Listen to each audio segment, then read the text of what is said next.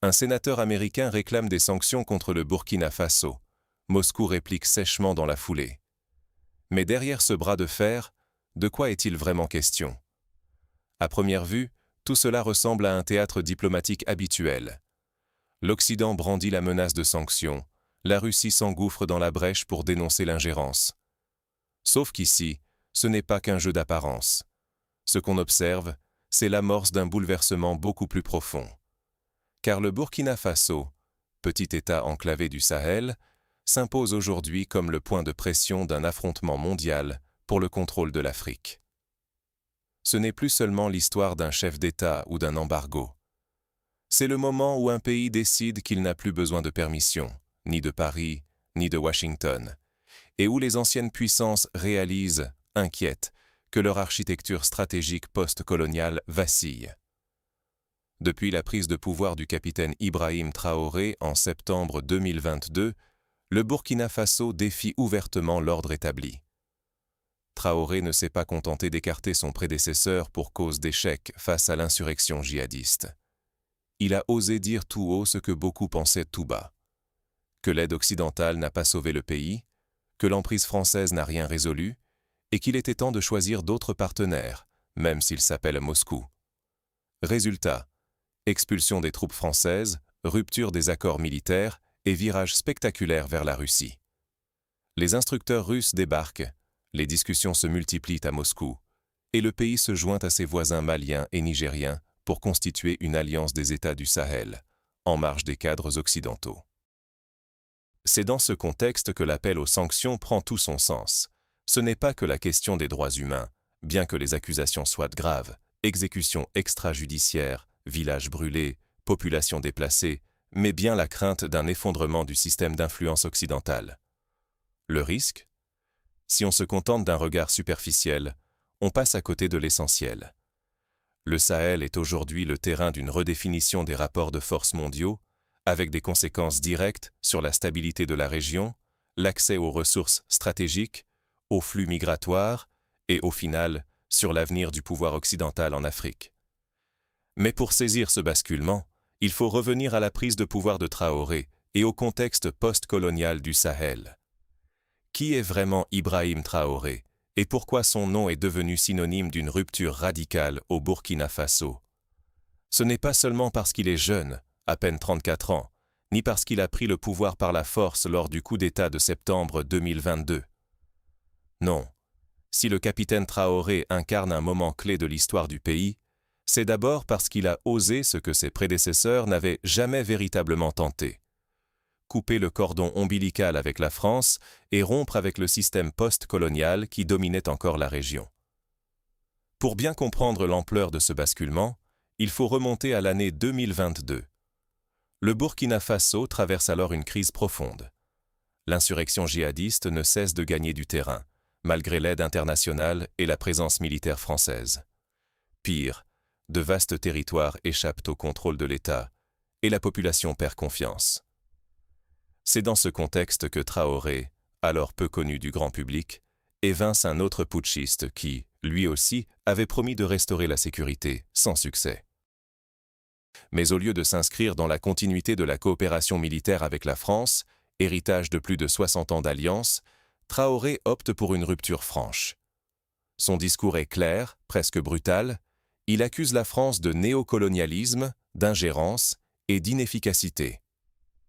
Dans les mois qui suivent, les troupes françaises sont priées de quitter le territoire, les accords militaires historiques sont dénoncés, et les symboles de l'influence occidentale disparaissent les uns après les autres. Ce geste n'est pas isolé. Il répond à une vague de rejet qui traverse le Sahel, où la colère contre la présence occidentale, et surtout française, atteint des sommets. Mais là où Traoré surprend encore, c'est par son choix de nouveaux partenaires. Plutôt que de s'isoler, il se tourne vers la Russie, affichant sans détour sa volonté d'explorer d'autres alliances. Moscou, de son côté, ne se contente pas d'accueillir ce réalignement. Elle l'encourage, propose une coopération militaire renforcée, livre des armes et offre un soutien politique sans exiger de réformes démocratiques ou de respect des standards occidentaux. Cette promesse de souveraineté sans condition dans un contexte d'insécurité chronique, séduit non seulement le Burkina Faso, mais aussi ses voisins. Très vite, une confédération sécuritaire hors du cadre de la CEDEAO prend forme, regroupant le Mali, le Niger et le Burkina Faso, tous gouvernés par des juntes militaires, tous décidés à s'émanciper de l'influence occidentale. Ce choix, loin d'être anodin, remet en cause des décennies de stratégie française et américaine dans la région. Désormais, l'Occident n'est plus l'unique recours, et la capacité du Burkina Faso à survivre, voire à prospérer, en dehors de l'orbite occidentale, inquiète Paris et Washington. L'enjeu est immense. Il ne s'agit plus seulement d'une affaire de troupes ou de contrats miniers, mais du contrôle d'une région stratégique, riche en ressources et véritable carrefour des flux migratoires et des conflits armés. Face à ce bouleversement, les réactions de l'Occident ne se font pas attendre. Sanctions, critiques sur la gouvernance et les droits humains, menaces d'isolement diplomatique. Mais au fond, ces mesures sont-elles réellement motivées par l'intérêt des populations locales ? Ou masquent-elles une inquiétude bien plus profonde sur la perte d'influence et de contrôle en Afrique ? C'est ce que nous allons explorer dans la suite. Derrière la rhétorique des droits humains, un affrontement pour le contrôle et l'influence. Qui instrumentalise qui ? Quand les gouvernements occidentaux dénoncent la situation au Burkina Faso, ils mettent en avant la dégradation démocratique, la montée des violences, les exactions documentées, massacres, déplacements, insécurité alimentaire. Les sanctions sont présentées comme une réponse morale, un outil pour faire pression sur un régime jugé illégitime, pour défendre les principes universels de gouvernance et de respect des droits fondamentaux. Mais regardons le calendrier de plus près. Ces mesures tombent rarement avant des changements géopolitiques majeurs, mais presque toujours après. Ce n'est pas la seule dégradation des droits humains qui déclenche la réponse occidentale, mais bien le basculement d'alliances, la remise en cause de l'ordre post-colonial, la perte de contrôle stratégique. Et dans cette histoire, la Russie n'intervient pas pour défendre la personne de Traoré ou pour promouvoir la démocratie. Elle saisit, au contraire, une occasion historique de dénoncer la logique punitive occidentale. Moscou propose autre chose, un partenariat sans conditionnalité, focalisé sur la sécurité et le soutien politique, sans jamais exiger de réformes démocratiques ou de respect des droits humains en échange de son aide. C'est simple. Tu veux des armes, des instructeurs, un appui diplomatique à l'ONU ? Pas de questions gênantes, pas de leçons de morale. Ce discours de souveraineté totale, de refus d'ingérence, résonne puissamment auprès des gouvernements sahéliens, sous pression intérieure constante.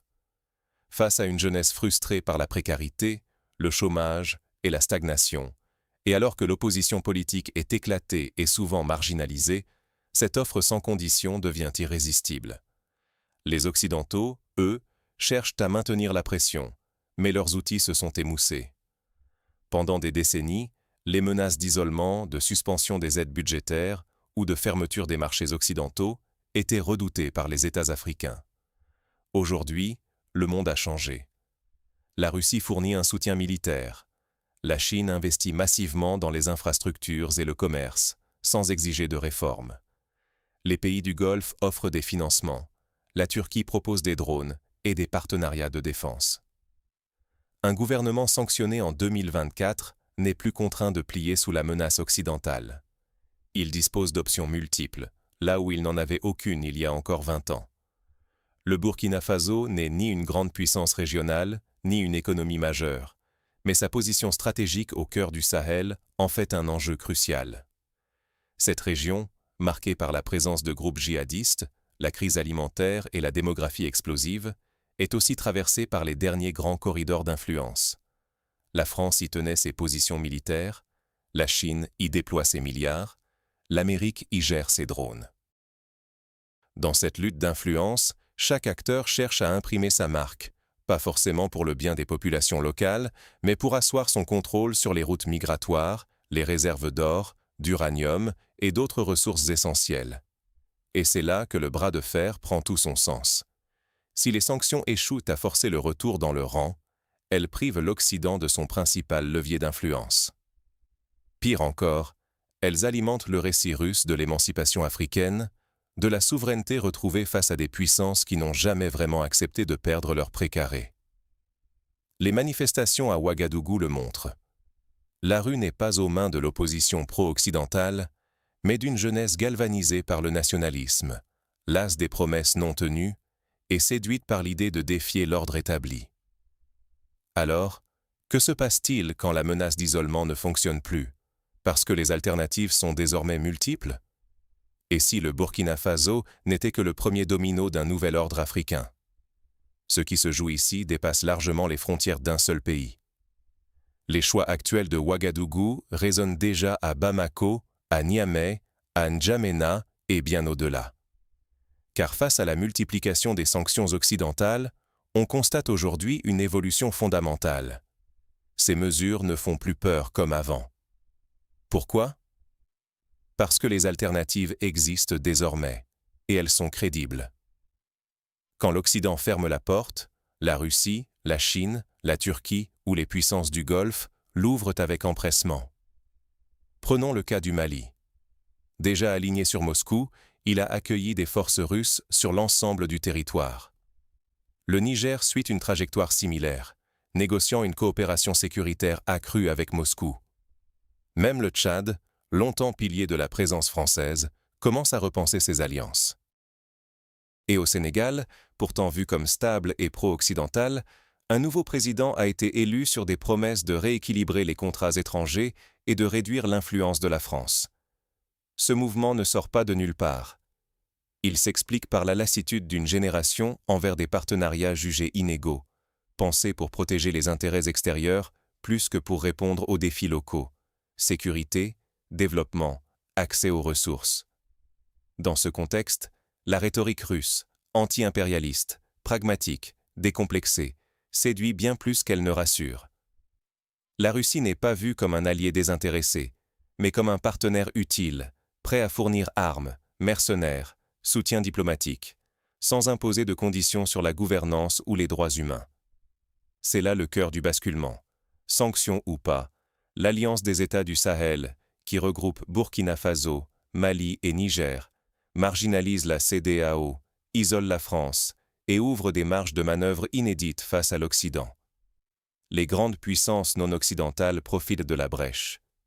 Le commerce des ressources stratégiques, or, uranium, terres rares, bifurque, alimente d'autres circuits, échappe aux leviers traditionnels des anciennes métropoles. Mais attention, ces nouvelles alliances ne sont pas sans risque. D'abord, elles accentuent la compétition pour le contrôle des ressources et exacerbent les tensions autour des routes migratoires et du terrorisme.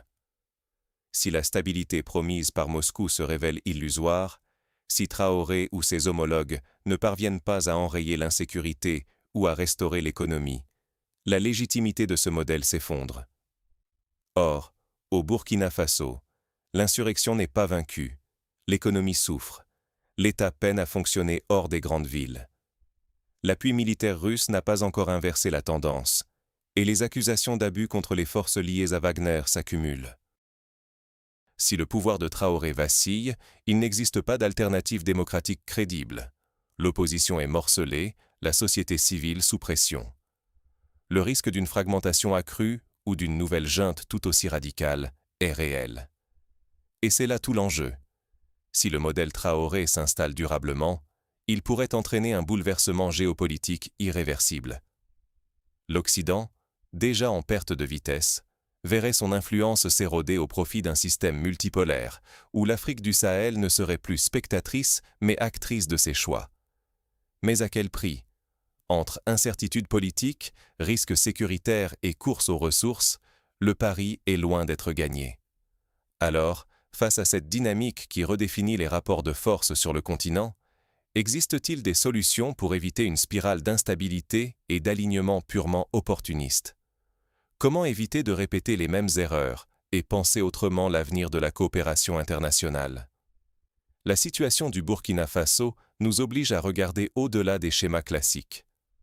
Aujourd'hui, le pari occidental, misé sur les sanctions, la pression diplomatique et les appels à la démocratie, montre ses limites. Non seulement ces outils paraissent déconnectés des attentes locales, mais ils alimentent, parfois malgré eux, le récit de puissances comme la Russie, qui se présentent en défenseurs de la souveraineté africaine. Ce qui se joue, ce n'est pas seulement un bras de fer entre Moscou et Washington, mais la remise en cause profonde d'un ordre post-colonial où l'Occident dictait les règles. Face à la lassitude des sociétés civiles, à la défiance envers d'anciennes puissances et à l'urgence sécuritaire, les solutions clés en main du passé n'offrent plus de garantie. Les leviers traditionnels, l'aide conditionnée, le soutien à la société civile, les condamnations publiques, s'effritent dans un environnement où les alternatives se multiplient. La Chine propose des investissements sans conditions politiques, les pays du Golfe, du financement sans exigence de transparence, et la Russie, de l'assistance militaire sans s'immiscer ouvertement dans les affaires internes. Mais attention, la Russie n'apporte pas de solution miracle. Son implication au Burkina Faso, comme ailleurs, est d'abord transactionnelle. Il ne s'agit pas d'un nouvel alignement idéologique, mais d'une recherche de partenaires jugés moins intrusifs et plus pragmatiques. Pour Traoré et d'autres leaders de la région, la question n'est pas la fidélité à telle ou telle grande puissance, c'est qui peut vraiment aider à restaurer la sécurité et relancer le développement. L'exigence est concrète, immédiate. Si la Russie échoue à offrir des résultats, si la situation sécuritaire ne s'améliore pas, rien n'exclut un nouveau basculement vers un autre partenaire, quel qu'il soit. Ce contexte impose à l'Occident une remise en question profonde. Vouloir imposer des normes sans écouter les aspirations locales ne fonctionne plus et, pire, alimente la défiance et la perte d'influence. Ce que révèle la crise burkinabé, c'est l'urgence pour les pays occidentaux de sortir du réflexe unilatéral, d'écouter ce que demandent réellement les sociétés africaines et de proposer des partenariats crédibles, adaptables, respectueux de la souveraineté de chacun. Sans cela, non seulement ils risquent de perdre définitivement leur place à la table, mais ils contribueront, par leurs propres erreurs, à la montée de régimes instables et à l'érosion de leur crédibilité mondiale. Ne pas comprendre l'ampleur de ce basculement, c'est s'exposer à voir se répéter les fiascos stratégiques, l'enracinement de l'insécurité et la fragmentation accrue des États. L'enjeu n'est donc pas abstrait.